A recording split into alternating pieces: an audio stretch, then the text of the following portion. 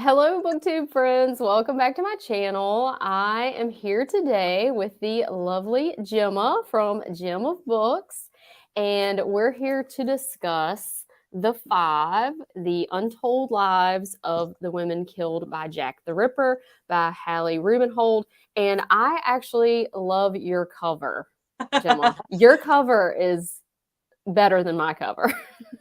I don't know. I think you just always want the one you haven't got, don't you? That's true. That's You're true. like, oh, it's so colourful. I loved this cover when I first got it until you guys in the group chat started showing that cover. And I'm like, what? I feel like I got gypped on that cover, but Yeah, oh well. good. It's quite good. It is. So this was our book club pick for the Black Hearts Book Club, and we had a really great group for this one. Mark is in the chat here. He was in. And hello, Stephen Corey. He is in the chat. I think this is a book that has a lot of interest for many people. Did you know a lot about Jack the Ripper before reading this book, Gemma?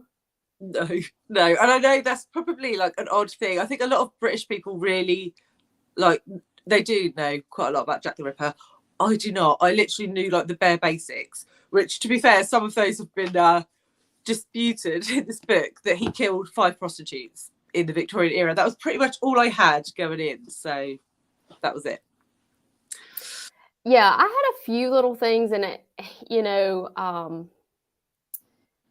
by no means am I an expert, and I can't answer the question of who Jack the Ripper was or anything like that. But I'd read a few things like here and there about, the different hypothesis about, who it could be and that sort of thing.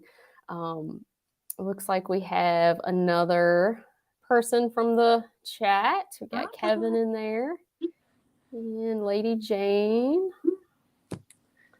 Hello, everyone.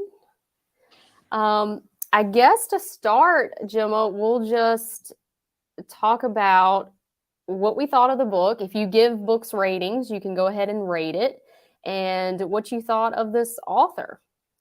Yeah, so I really enjoyed it. I thought it was really well constructed, and it was quite accessible for a non-fiction, which contained quite a lot of dense source material that I thought Hallie Rubenhold sort of filtered down for the reader quite well. So I gave it 4 stars overall. So I thought it was really good. To be honest, I have to have an emotional connection to a book to give it 5 stars, and that's pretty difficult with a non-fiction book. So yeah, I thought it was really well done. I really liked the way that she almost put like a feminist slant on the book.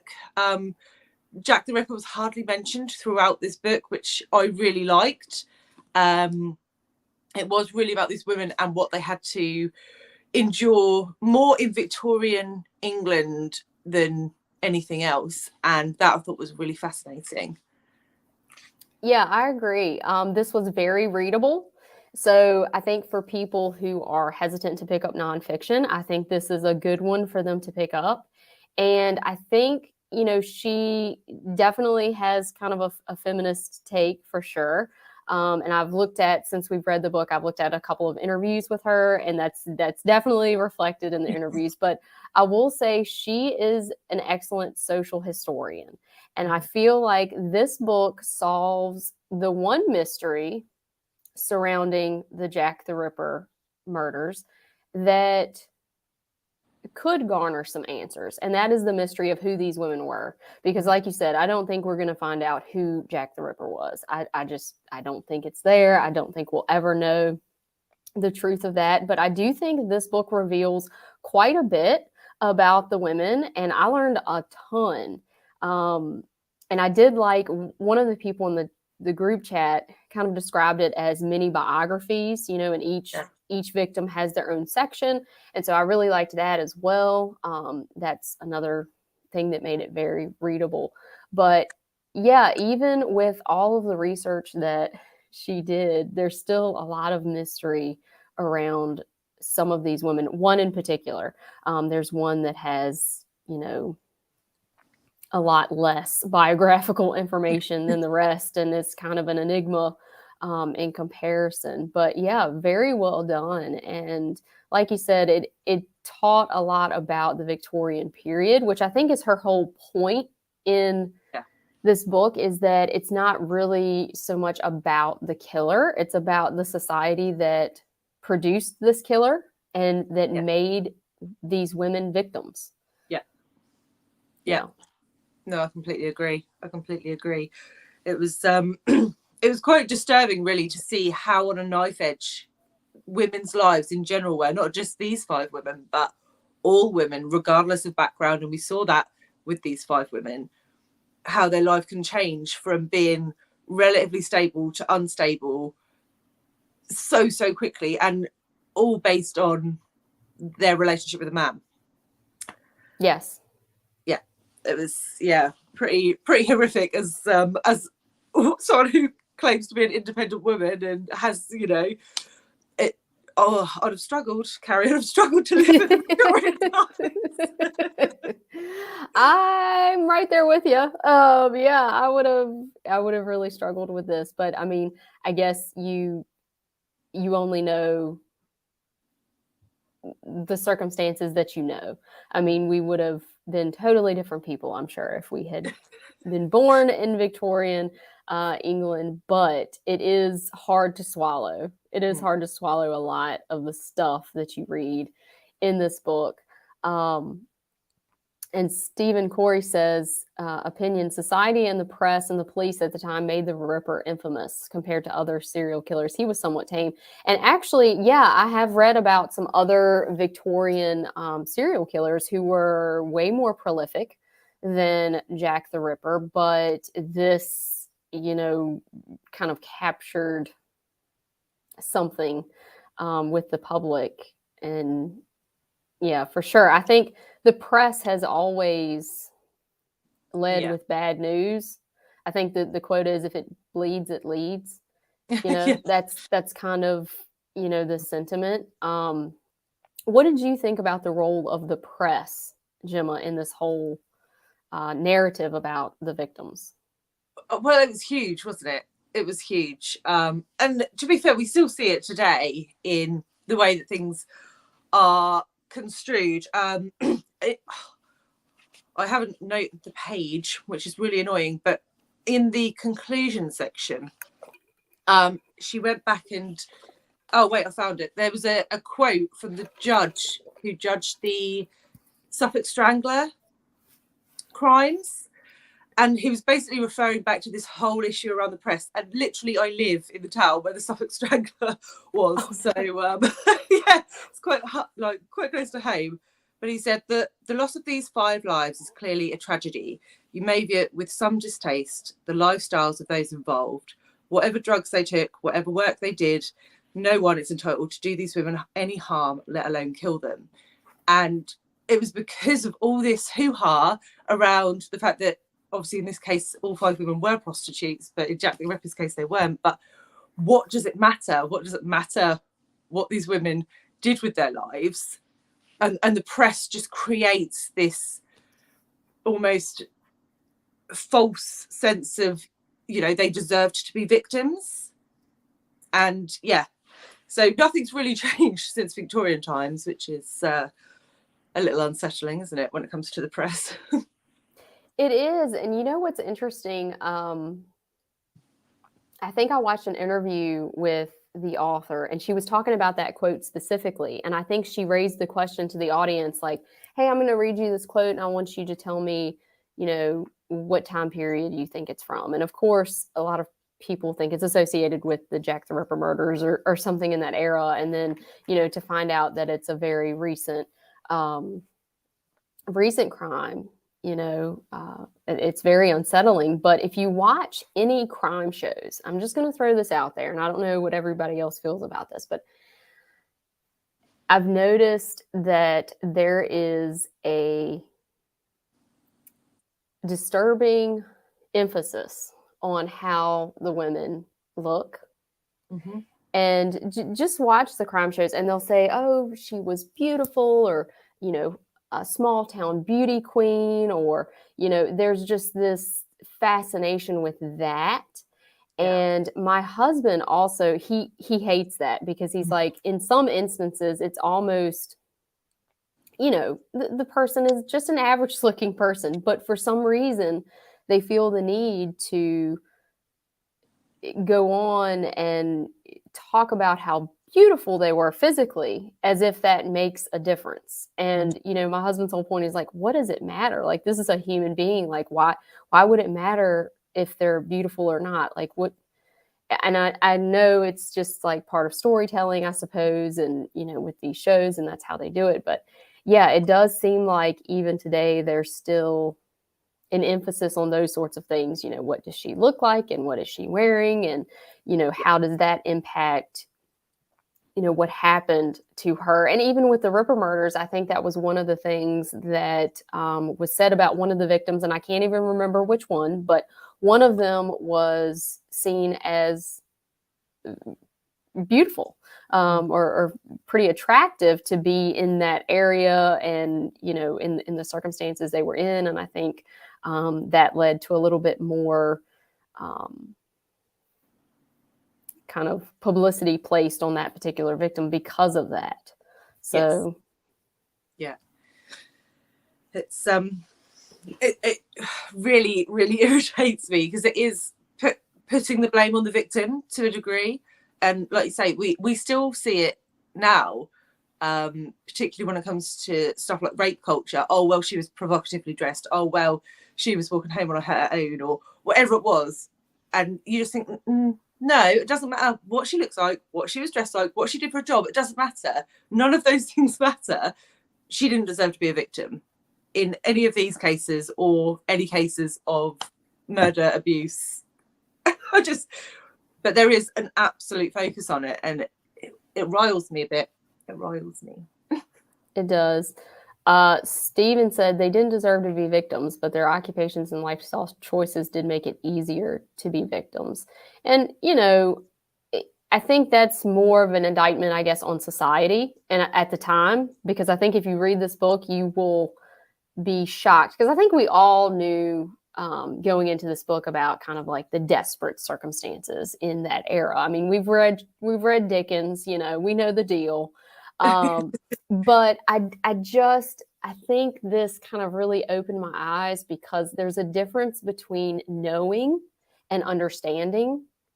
If that makes any sense. Like, I feel like I knew the facts. We all know the East End of London, the Whitechapel. We know the deal, that this, desperate times, and everyone was kind of in a precarious circumstance. But I don't think I realized quite how precarious. And I think that through the stories of these women, I mean, one, we literally see a complete reversal of fortune. Yes. Where, she is, growing up, and then married to this, upwardly mobile, gentleman servant. And she's, in the shadows of Windsor Castle, basically. Yeah. And then she ends up as a victim in Whitechapel. And I think this it kind of speaks to what Mark said in the chat, which is their relationship to the bottle. And that the role that alcoholism played in this was tremendous. It was. I think that was something that maybe I was aware of in my periphery, but I wasn't sort of super aware of how prolific alcoholism was at the time. And obviously, I think I mentioned it in this book, but it was more addictive in that time because of the addition of, was it laudanum that they used to put in it? But I know I went on a gin tour a while back, and they said they used to call it Mother's Ruin because they used to sell pretty much like neat gin with laudanum in it to mothers. And we see what happens in those instances with some of these women, and their lives just deteriorate to a point where they can't really function anymore. And it's and it clearly affected the poorer in society a lot more than it affected sort of the middle class or the upper class. So yeah, it's Actually, for this book club, we had read a fiction book called Opium and Absinthe, which was set in, I believe, New York, but it was the same time period. And that was one of the things that was discussed in there, was addiction and how it was so prevalent. I just did not realize how prevalent, I guess. And even in that book, it kind of illustrated the impact on your middle class and even upper middle class people. And just really sad. But you have to think too, water wasn't safe, so it wasn't like you could totally escape alcohol because they're drinking like I think they call it a small beer, which is, I guess, lower alcohol content, but that was the safe thing to drink. And you really have to feel for people back then who were trying to kick this addiction, because I can't imagine what that would be like. And Jason Cross, the press is as disappointing then as it is now. Indeed it is. Yeah. Yes.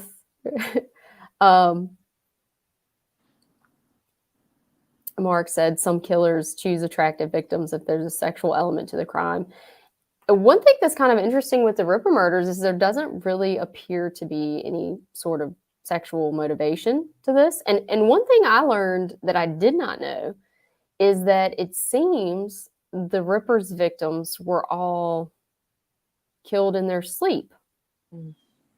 Or at least the attack originated in their sleep. Well, 4 of them. Yeah, with 4 of them. And the one that it didn't, we don't think she was actually a Ripper victim. I think all of us in the chat pretty much agreed that she's probably not a Ripper victim. And there were witnesses that kind of reported seeing her with someone. And there was even, I think, a name thrown out there. So I don't think that was a Ripper victim. But this whole idea of sleeping rough, and how if you didn't have the money for a bed at night, well, not even a bed, but basically a room, a roof over your head, because the situation with housing in this area, I knew it was bad, but this book really goes into what that was like and how these, boarding houses could have a 10-by-8 room with 6 or 7 people in it. And, they weren't very well kept, and the hygiene was just absolutely awful. And you could be waking up in someone else's, excrement, next to you, basically. I mean, horrific conditions, but it was better than sleeping rough in some circumstances, because sleeping rough is just sleeping on the street, finding somewhere where the police will not, wake you up and say you have to move on, somewhere with a little bit of cover, maybe a doorway or an entryway. And that is what really put these women at risk of being a victim. Yeah. What did you think of that whole scenario? Yeah. Sort of linked to that, they talked about like the workhouses as well within this section, about how if women had nowhere to go, they could go to the workhouses. But it was pretty obvious from most of the women that was the last resort. They would almost rather sleep on the street, and then sometimes did prefer to sleep on the street than go to a workhouse because of the conditions. So yeah, it's so frustrating. And to be fair, we still suffer from that today. I don't know what it's like over your side of the pond, Carrie, but certainly here in the bigger cities, we have huge issues with having affordable housing and people on the streets and not having anywhere safe to go. And it's a shame that really that's still going on. Probably not to the same quantities as in Victorian England, but to be fair, what quantity is acceptable? I don't think there is an acceptable quantity of people to have to live in a doorway. So yeah, it was the politics, the government at the time, and the government still today, that put these women at risk, and men, obviously not in this case, but in general, and children who, just what completely unsupported. This was pretty cool. So in the chat, we had Mark and his mom, and she knew someone who was alive during this time. Her granny was a small child then, but she was alive then, and that is just so wild. And it just reminds you how we're not that far removed from this time period. And I think that too kind of helps to humanize these victims, because I think, and the whole point of this book, and I think what this author was trying to do, is change these women from kind of like props and clues in the little mystery into humans. I mean, history is supposed to be the humanities, right? It's supposed to be the human story. And unfortunately, the focus is on the headliners, the generals and the queens and that sort of thing. And to me, this sort of history is way more interesting, and really tells you what it was like to live in that era. And let's see, there was one other comment.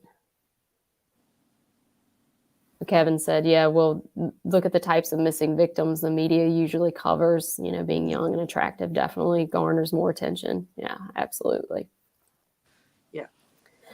Which one, I guess, of the 5 victims did you find the most intriguing or surprising to read about? Possibly the last one, whose name I did check before I started this, and now I've forgotten. Forgive us. It's been a while since Jim and I finished this book. So.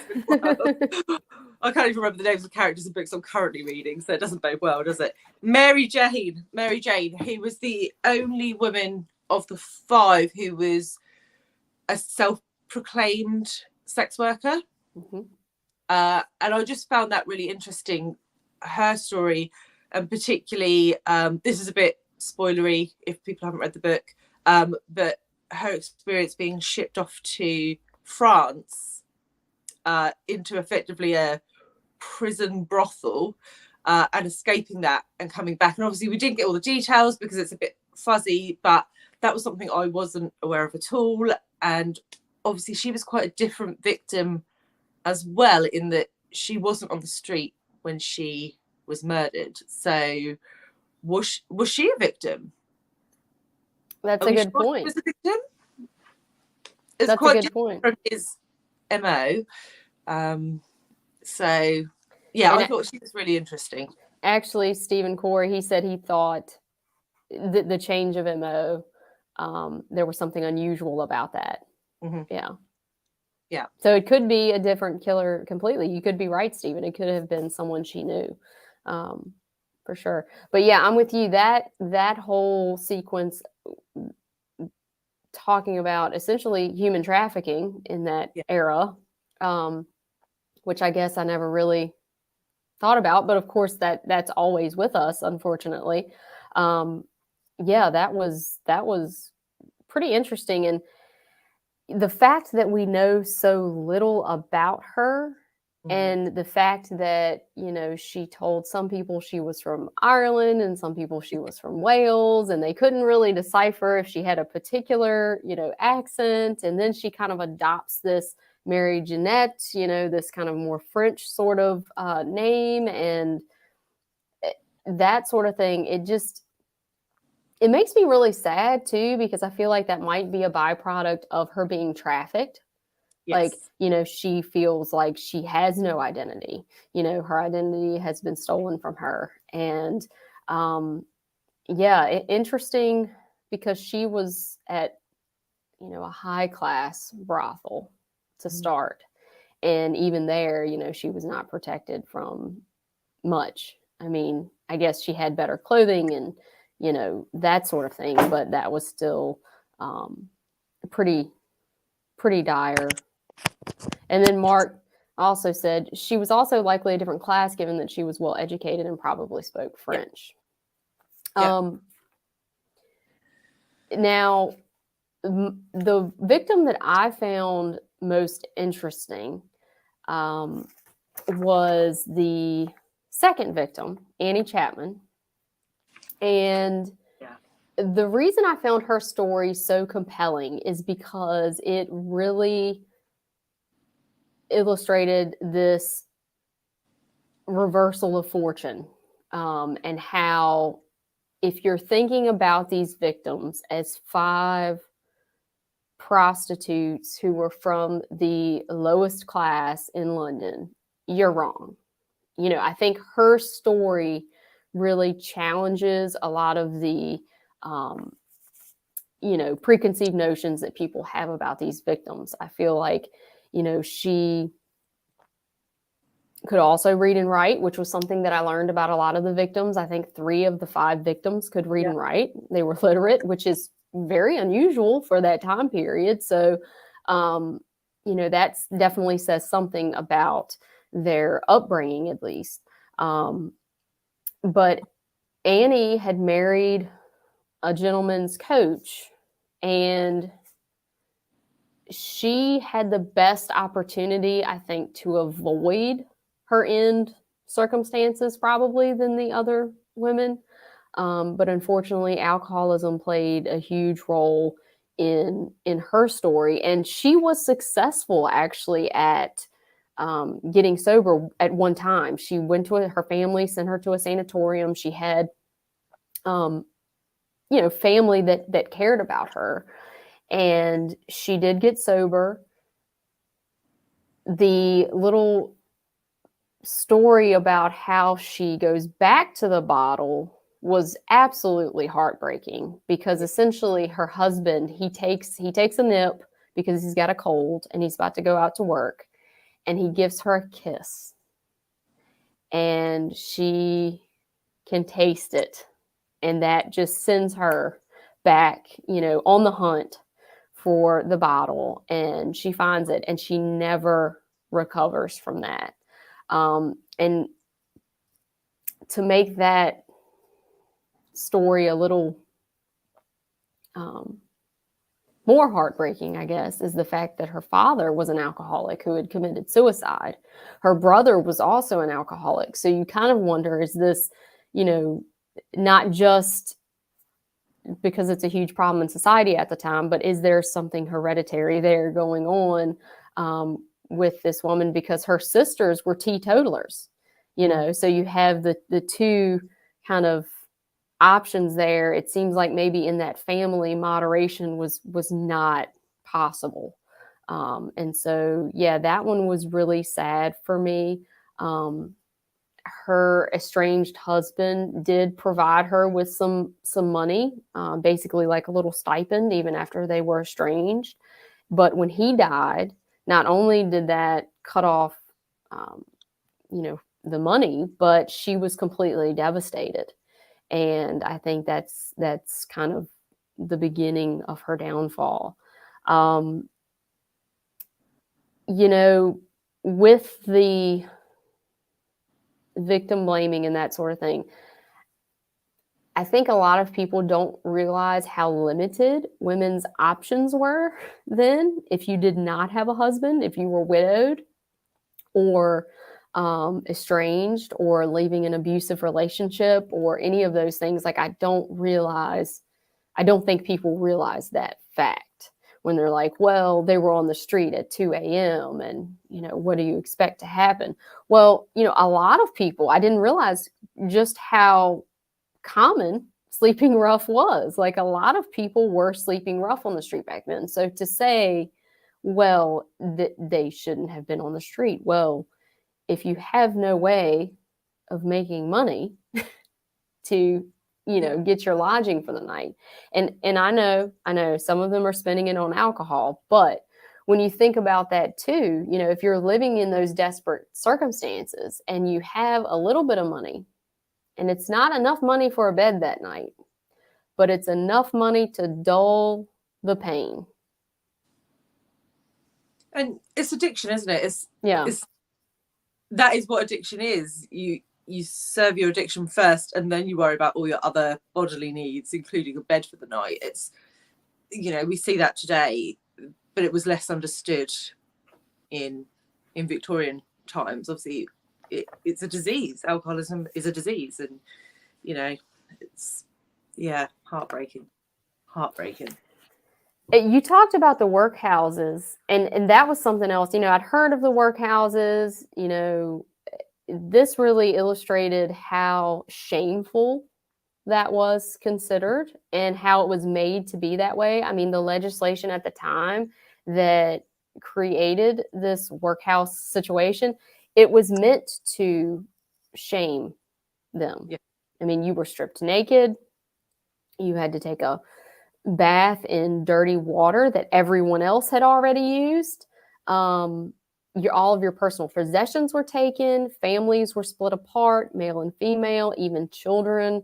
Once they weren't basically nursing anymore, they were taken from their mothers and separated. So that was a real eye-opener as well. And Annie Chapman, I think, is the only victim in the list here that did not have any record at a workhouse. She somehow avoided that. And they all really tried to avoid that because you were humiliated and made to do backbreaking work for 2 days. And this was something else kind of almost sinister in how the workhouses operated.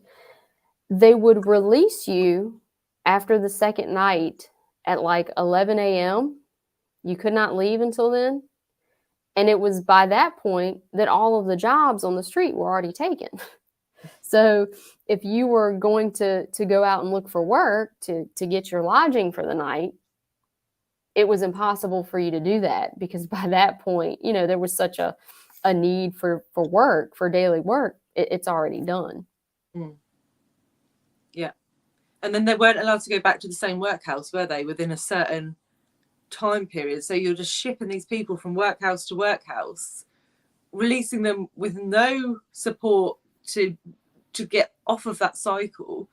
I mean, the people who ran these, what did they think was going to happen to these people? Where did they think they were going to go? Illogical. However, there was a little bit of a bright spot in this whole treatment of the poor, and that was the Peabody estates. Yes. Which I think you said they're still there. I don't know, it might have been Mark. Might have been Mark. Okay. Yeah. But yeah, I think they are still there. Yeah, and that was essentially housing, affordable housing for the poor that really did try to reach out and kind of give them a hand up. Now, there were lots of rules, and they didn't, if you had problems with alcohol or any sort of immoral things going on, you could be kicked out. But hey, I've got no problem with that. I mean, your house, your rules. But that was one attempt, I think, to try to help people, particularly that were in a position of poverty because of having children. And that was something else. It's like, I didn't realize just how much, one more kid could really send someone from doing okay and having a little bit extra money to do some social things to being on the street. It just so heartbreaking because, again, going back to the just illogical system where you've got, the workhouses, what did they expect was going to happen with these people? They didn't allow the poor to have access to any information about family planning. So, ways to prevent, or to limit the number of children that they had. People who tried to distribute information in poor areas were actually arrested. Ridiculous. Which is ridiculous. Yeah. Yeah. So one thing that I did think was quite interesting is obviously these people quite often are living in very small confined areas with their children. And it did occur to me as I was reading it, how did they have time to conceive? How where were they finding the time for that? Because I don't have time for that, and I only have 2 children. So. Wow, Margaret was talking about a picture in a basement boarding house where they didn't have beds but slept over ropes. Slightly Oh. better? Question mark. I don't know. That sounds pretty torturous. But I guess the whole point there is just to try to fit as many people in. And if you're kind of I'm imagining, Margaret, that they're standing upright and kind of like just leaning on a rope. I don't know if that's the wrong image there, but yeah, that was really sad to read about, because a couple of the women, I know there was one, Catherine Eddowes, she was one of 12 children. Yeah, And her breaking that one. father was a union agitator, basically, who had to leave, had to flee, basically, and go to London. And I think it's when her parents die that she's sent back to wherever they were from originally to live with some family. And so, that was also heartbreaking to read about, because you have very common illnesses going around, things like TB, which was very, dominant at the time. And, all of these orphaned children. And then the elder siblings are having to make decisions about the younger siblings. And it was actually her older siblings who, found the family members to send her to. And of course, they're doing the best they can, because they're in a similar circumstance, right? They need to find employment and or get married and find some sort of stable situation for themselves, and to take on 5 or 6 siblings, that might send them back themselves into a situation where they're homeless. But her story was kind of interesting as well, because she was singled out among the siblings, among the 12 kids, to receive a pretty decent education. And the school that she went to, they went on field trips. I mean, it was a very progressive almost school, it sounded like. And she ends up working factory work, which she didn't really expect. I think she expected, like a lot of women who wanted a better situation, I think they expected to go into domestic service, because that was really the only thing you could do that was seen as respectable. But she ends up working in a tin factory, bathing the tin in acid, which I can imagine is horrific. But she seems a bit of a rebel and is not satisfied with that, and ends up essentially being a traveling troubadour almost. I mean, she like makes these poems with her partner, this man named Thomas Conway, who she never marries, but they end up having children together. She writes songs and sings them, and they sell these poems, and he sells little odds and ends and that sort of thing. What did you think of her story? What did you leave thinking about her?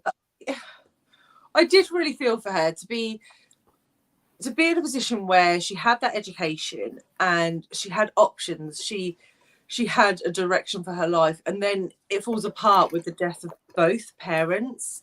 So not only is she dealing with the grief and the loss of that, she's then shipped off to family members that she doesn't know. That trajectory for her life has completely disappeared overnight, and she doesn't even have her brothers and sisters to talk to about it anymore.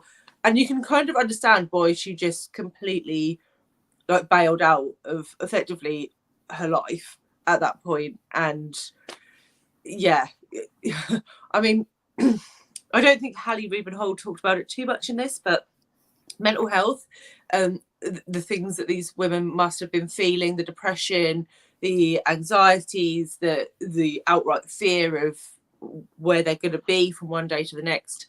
And it clearly had an effect in this case, in all of the cases, but very much in this case, I think, of just too many things cascading down on a young person, because she was, how old was she when this happened? I can't even remember. She was early teens, I think, wasn't she? Yeah, I believe so. Yeah. So, you know, we wouldn't dream of separating a 13-year-old from all the family that she knows after her parents dying in this day and age. And I mean, obviously, like you say, it was the best that the siblings could do at the time. But I mean, yeah, 14. That story was really compelling as well, because I just had this image of her pregnant, traveling around on foot, and not knowing where she's going to give birth to this child, and not knowing if she will have a home for these kids. And she was talented. I mean, she was a really talented lady. And at the end of the book, I believe it's her funeral that's the one where a bunch of people show up. Am I wrong, or is that a different one? I think it might have been. Yeah. I mean, so I think that kind of speaks to, you know, her personality, because I kind of got a bit of her personality in that story. And yeah, she had some talents and some things, I think, that set her apart, obviously at a young age, from her siblings, if her parents kind of singled her out to attend school. I don't know. Yeah, there was just something really sad about her story. And then, you know, there were some parts where it's like, oh man, that really gives me a whole different picture of her. And Mark brings it up. The relationship between her and her daughter was very sad, because how she tried to charge her for helping with the birth of her grandchild. Yeah, her daughter asked her to basically sit in when she was giving birth, and she tried to charge her for it, which, again, I think that also goes back to the addiction piece as well. I mean, you know, when addicts do things like that, you're not really shocked by it. It's still hurtful, but you know, you kind of expect that sort of thing, I guess. She was maybe the only one I remember, and you guys correct me if I'm wrong, that showed an abusive relationship as well, because her and this guy, Thomas Conway, he was the one who beat her multiple times. Polly had an abusive relationship Polly as well. Okay. Yeah. I couldn't remember. Polly is the one. Oh, that brings up something I did want to talk about. Polly is the one that her and her husband and their children, I think they lived in the Peabody Estates. Yes. They were the ones. And her husband has an affair with a neighbor, and it's a neighbor that they're very close with. And I was like irate. Like, I was like, how dare him, you know? And I was like, well, you know, no wonder she left. And he's the one that put her in this circumstance where she's on the street. And Mark had to kind of rein me in a little bit. So thank you for that, Mark, because Mark was like, okay, now guys, let's remember that we're only getting that point of view. We're not actually getting the husband's story. And maybe the situation was the husband was dealing with a severe alcoholic, and he was leaning on this neighbor lady to help take care of his children.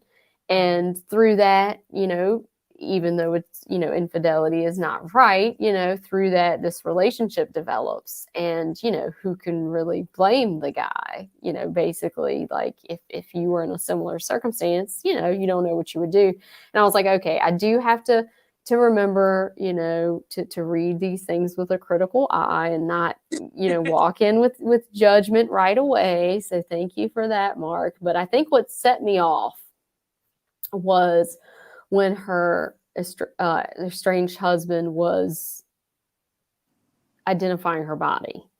And he says, like, I forgive you as you are, and I forgive you on account of what you have been to me. And I was like, you forgive her? Like, you know, what are you talking about? So yeah, that kind of had a reaction to that one. I remember that rant now. Yeah. Yeah. That is interesting. Conway was a teetotaler. Interesting.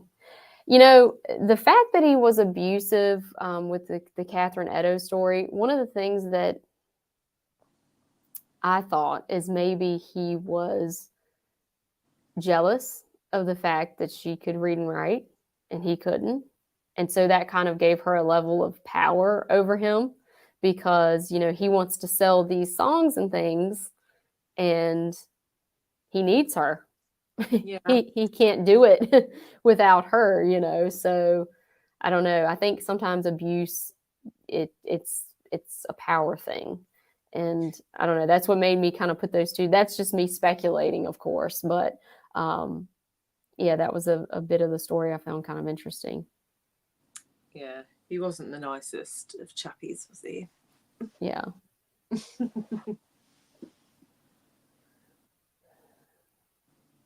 Well, do we really know for sure if the women were abused? Women today are reluctant to admit it. It must have been worse back then. That's a very, very good point, Kevin. Yeah. I think some of it is speculation, isn't it? And looking at some of the things that are going around. And it wouldn't surprise me if actually a lot more of the women that featured in this book had some sort of abuse, given the time period and the social class and the alcoholism and everything else. It wouldn't surprise me if they all experienced a level of abuse. Yeah.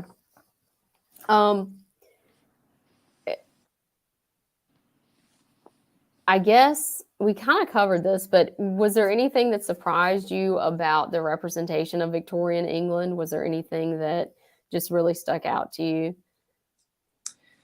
I don't think anything really surprised me. There were things that I didn't know in detail, but no, the Victorian era is well known for being unpleasant, particularly for the poorer, and particularly in London. So none of it particularly surprised me. Some of it did make me quite angry, particularly around, I mean, we were talking about Polly a minute ago, but how she left her husband because he was abusive, maybe having an affair, maybe whatever was happening there. But the only way for her to stay safe was to sort of fall in with another man. And at that point, her husband relinquished all financial support. But she had no other choice because it was that or the streets. And it just made me so cross because he, like you said, whether it was his fault or not, but he put her into this situation. And then she did what she could to make that work for her and then lost all support, completely all support from him. And the ability to see her children and be a mother and all of those things were just completely lost to her because she had left her husband. Yeah.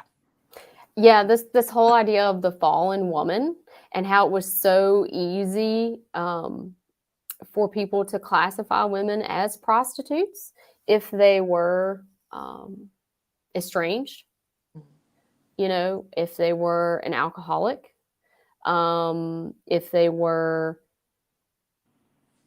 in any way seen as not respectable. I think it was a very slippery slope to them being called a prostitute. Like, I think that's one of the reasons why there's been this misconception so long about the 5 of them all being prostitutes, is that at the time, being a fallen woman, you know, with whatever you think that to mean, equaled being a prostitute. I mean, they're very unforgiving in their categorization of women at the time. And of course, I think we knew all of these things, but I don't think I knew quite to this extreme how it was. And I think knowing it doesn't make it less outrageous when you read it. Yeah. You still feel angry and you still see the injustice in it, even if you know it. It doesn't. Do you know what I mean? Yes. And Mark is talking about the laws weighted in favor of men. Basically, men could be divorced. Yeah. Could not be divorced for committing adultery unless it was incest. glad you brought that up, Mark, because one of our victims, Elizabeth Stride, she was originally from Sweden, and she was in domestic service and had some sort of relationship with a member of the family. And we don't know the circumstances, so it could have been, forced. It could have been consensual. I don't know that we know kind of the nature of that, but she ended up thrown out of service for that and listed as a prostitute. And I think once she was labeled with that, then she really kind of had no choice almost but to go into that in order to survive. And she ends up at, I don't know what you would call it, a rehabilitation place, a facility to help these women. And they took prostitutes, they took women who found themselves in, extramarital relationships with men who had gotten pregnant or who had contracted some disease as a result of those relationships. And they also took women who had been the victims of incest, which I find just horrific.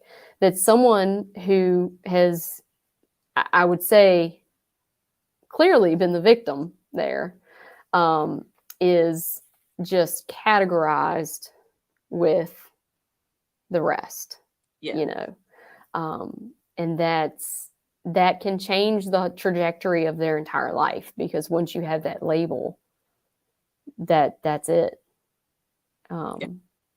Yeah. And I didn't realize there was a register like that. Actually, that was new information to me. Yeah, and she, that was Elizabeth Stride, and she suffered from syphilis. Yeah. And they treated her for that, which the treatment, I don't even want to get into that because that was just horrific. But treat it. Yeah, that it basically goes dormant. Like, you don't pass it on to anyone else, but it still is, active and causing problems for the person who is infected. And I've seen the skeleton of someone who had syphilis in the Smithsonian, and it is shocking. I mean, the skull is pretty much eaten away. I mean, there are small holes. It looks almost like a spider web of bone. It's just eaten away, and you can't imagine that someone would still be alive if that had happened to their skull. Mm-hmm. But people obviously survived with it, and it caused hallucinations. It caused them to be incoherent. It caused them to have all sorts of issues that would mimic being intoxicated. Yeah. And that was one of the questions I had as well about Elizabeth Stride, is that, maybe it wasn't necessarily that she was stumbling around drunk. Maybe it was the syphilis was causing some of those issues. And of course, we'll never know that. But she had the little story about the steamboat accident. Do you remember that? Yes. Yeah. Yes. She was clever. She was a clever sausage. Yeah, so there was this famous, that I didn't know about it, but it was apparently a pretty famous steamboat accident in the Thames River, and all of these people were lost. Children were killed. It was a horrific accident. And so at the time, there were charitable organizations, helping out the survivors and that sort of thing. And she started making up these stories that she lost her husband and her children, and she never had any children, because I think the one child she had was stillborn. Yeah. And then she never had any children with the Stride man that she married, who was like 20 some years older than her. But she made up this story, I guess, to garner, sympathy and hopefully some help. Yeah, I get some cash for it, didn't she? Yeah, I think she did. To support the families of the victims. So it just shows you how desperate people were in those days. That yeah. But she was crafty. I liked her. she was definitely and I mean, they were all interesting in their own right, and I think that's kind of the point, is that they all have stories. They're all humans. They all had talents and dreams and hopes of something better. I mean, Elizabeth Stride and her husband actually operated a coffee shop for a while, which I thought that was a pretty cool addition to the book, because I didn't really know much about that. But apparently, for teetotalers of the time, coffee shops were kind of the refuge. So instead of going to the pub, you could go to the coffee shop. And coffee shops in some areas were extremely successful, and in other areas they were not. And unfortunately, Stride and her husband, theirs ends up not working out.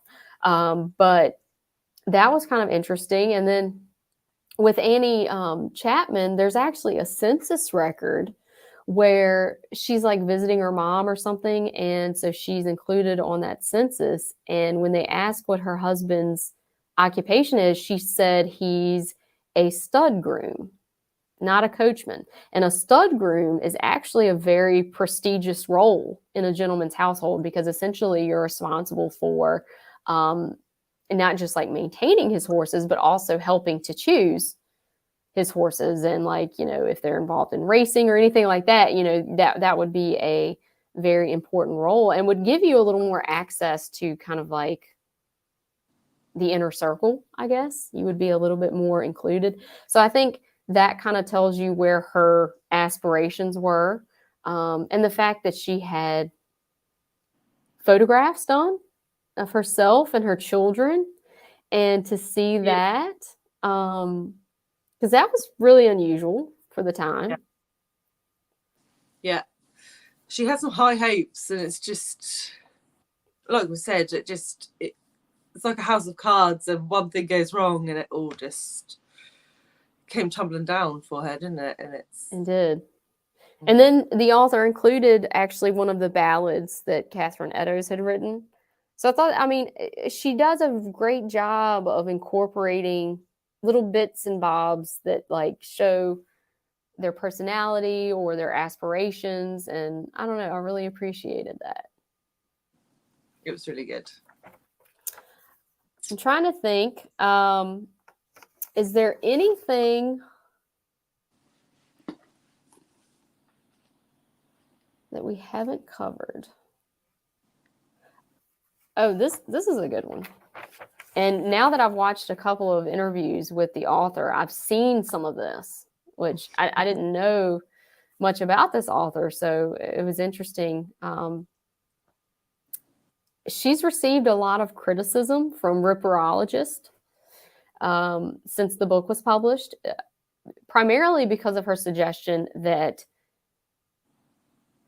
what we've always believed about the 5 being prostitutes is wrong, and that 3 of them were clearly not. 1 was actually a registered prostitute in Sweden, and then 1 we know worked at the high-end brothel and then was part of the human trafficking. Yeah. So I think that's pretty well settled, that those 2 did operate in that realm. But with the other 3, I think she makes a great case that they're not, and that there's really no evidence to support that they were prostitutes at the time of their death. And she's been criticized for that. So why do you think these ripperologists had that reaction? It's a good question. I think with any academic, they don't love having their work challenged. And I don't know this, and maybe you'll say otherwise, but I expect most of those academics that are challenging Hallie Rubenhold are men. and they are not interested in the female perspective. So maybe that's a little unfair to say that, but that would be my first gut instinct on it, that, you know, that they've put work and time into it and they don't want to see that work and time undone. And yeah, it's, I don't know, what do you think? Yeah, no, I think you're right. I think anytime you challenge kind of the status quo and kind of the information that these people have operated with for so long, you know, you're going to receive some pushback. And I think it really challenges their whole theories, because, I mean, most of the theories around this series of murders has to deal with the fact that they are all prostitutes, right? And that the murderer was targeting them because of that. Or, you know, even if you think that Jack the Ripper was maybe someone from the upper class, you know, here he is cleaning up the streets, you know, right?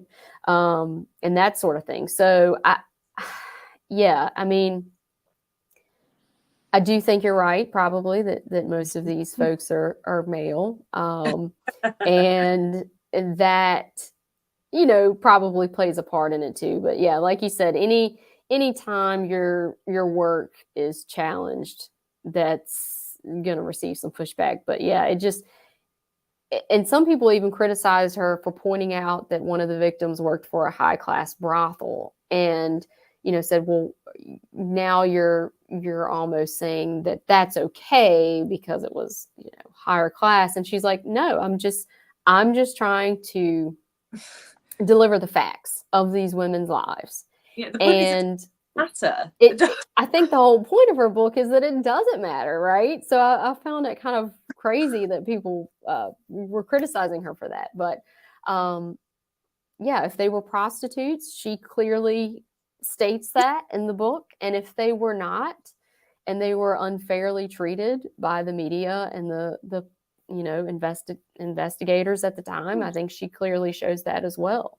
And she included a quote from some upper class gentleman in the book, and I can't remember it, and I didn't mark it, so I don't know where it is. But, you know, he was talking about these victims in such a horrendous way, and basically saying, like, it was good for the city, you know, that they were being, you know, gotten rid of. And what he didn't realize, and what she clearly points out, is that some of these women were actually operating in the same circles he was operating in, and actually lived prior to the murder, you know, lived not far from him.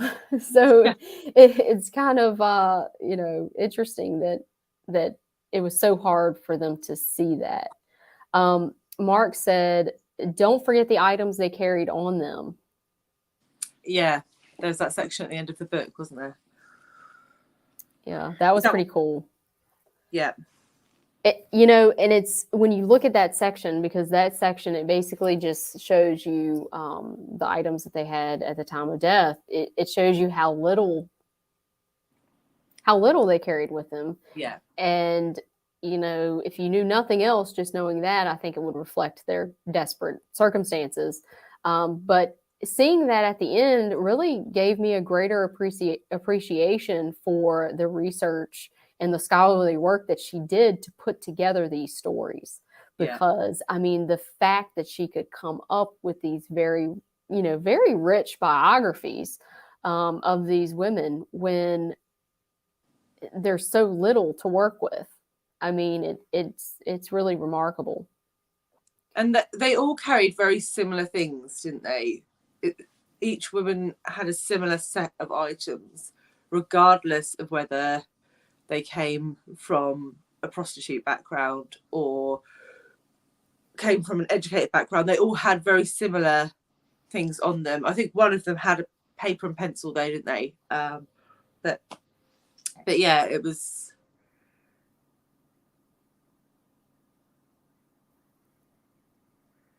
Yeah, that's a good point, Margaret. You know, a lot of and even I think I looked at one of the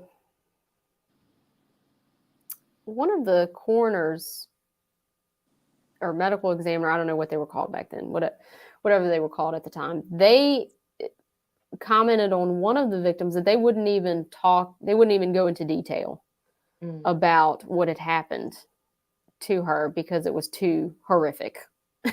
I mean, so you even have like stuff like that where it's not necessarily biased, but like you don't have the information just because he didn't even feel comfortable like saying what had happened to this poor woman, which is kind of wild to think about. Yeah, she must have put hours and hours and hours of research into this. You can't even imagine, really, can you? The bibliography section at the end is massive. Very massive. And, she didn't even cover, because Stephen, he's recommending a couple of books about some different takes on the Ripper crimes. And I'm assuming they probably go into who they think maybe the Ripper might be. This book doesn't even cover that at all. I mean, she doesn't even really talk about the circumstances of their murders. So like if you didn't know that most of the victims were mutilated, you might not get that from this book. So I do think it probably would help to have a little bit of, just a little bit of knowledge about the Ripper murders before you go into this book. Yeah. All right, Gemma, is there anything you would like to say about this book that we haven't covered? No, I think we've covered quite a lot. I didn't even look at my questions that much. I think we just we ended up having a lot to say about this book, which I think tells you guys this is a great book. The fact that we haven't read this book in several weeks, and we've been reading other things since, and we still had a lot to say. Because I'm going to warn you guys, I was a little bit worried that this would come out kind of not well, because I started looking at the book this morning and I'm like, I hope I remember who's who and what's what. And yeah. I think we did okay. I think we did okay. Mainly because of you, though, Carrie. No, I think it's you. Because the last time I had you on, my husband was like, "Yeah, I really liked that show with the English lady." That's who you are, the English lady. And he was like, "The English lady with the curly hair." That's you. So I don't know. You probably made it. And then a couple times I've done live shows with other people, and friends have commented, "Oh yeah, I really liked Tom," or whoever it was I had. I'm like, "Oh, okay, I see how it is." I can't even get my friends to. They're tuning in for the guests that I have, which is okay because that means I'm choosing, top-notch people to read with. So, well, I'm not sure you fulfilled that brief this time, but I'll take the compliment anyway. Yes, absolutely. Well, thank you to everyone who joined us this month for reading this book and chatting about it. And thank you to everybody who showed up, even if you did not read the book. I hope you got something out of this, and maybe you'll give it a go. And if you're interested in joining the Black Hearts Book Club for November, I know it's not everyone's thing, but we are reading a JFK assassination book. So if you're into that, you're welcome to join us. But yeah, thank you so much, Gemma, for co-hosting this with me. And I forget what month, but you're on tap in 2023 to co-host another month with me. So my spreadsheet, Carrie, I can't remember either. I know I gotta have my planner in front of me, or I don't know what's what. So all right. Well, thank you to everyone, and I hope you guys have a great weekend. We'll see you on the next one. Bye.